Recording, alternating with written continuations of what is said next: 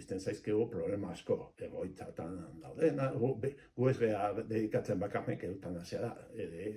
Heriotza duina, bizitzaren bukaera aldean dauden problemen inguruan aritzen gara, baina eutanasia lege berriarekin bai, etortzen direla konsulta edo kexak edo, problema bi dira, igual nagusiak legearen barruan sartzen direnen artean. Eta bada lehenengo medikua lotzea. Legeak esaten du, mediko arduraduna behar dela, lehenengo txostena egiteko, eta gaixoak aukeratu dezakela.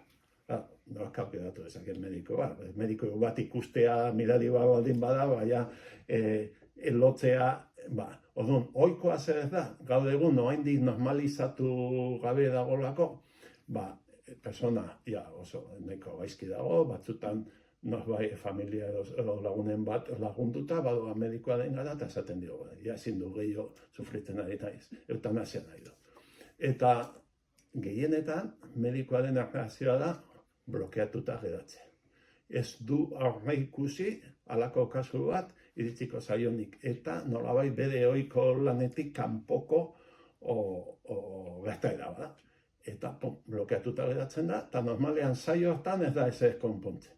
Esaten dio, ez hau da ingaizki, itxoin pixka bat, edo, pentsatu behar dut, bueltatu beste batean, eta hola. Eta luzatzen da saio bat, edo bi, handi bi asteta da, eta batzutan, urrengoa da, ez ni edagozlea naiz. Legeak aurreikusten du edagozle. Eta badaude, zentro batzuk Euskal Herrian ere, zentro osoa, ambulatorio osoa, blokean edagozten dutena. Eta orduan programa bat dago, eta informazio gutxi dagonez, persona hori edo familia hori ez dakit noa jo.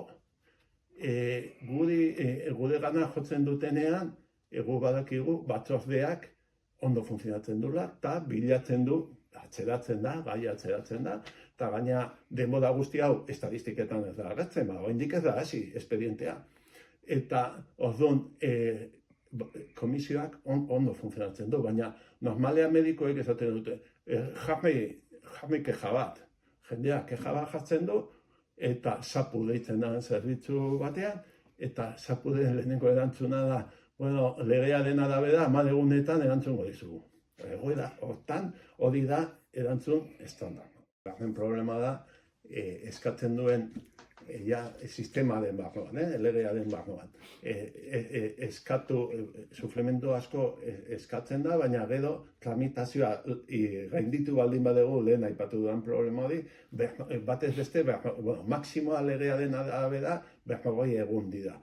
Batez beste, 50 luzatzen dira gehiago. Eta bidean hiltzen dira asko.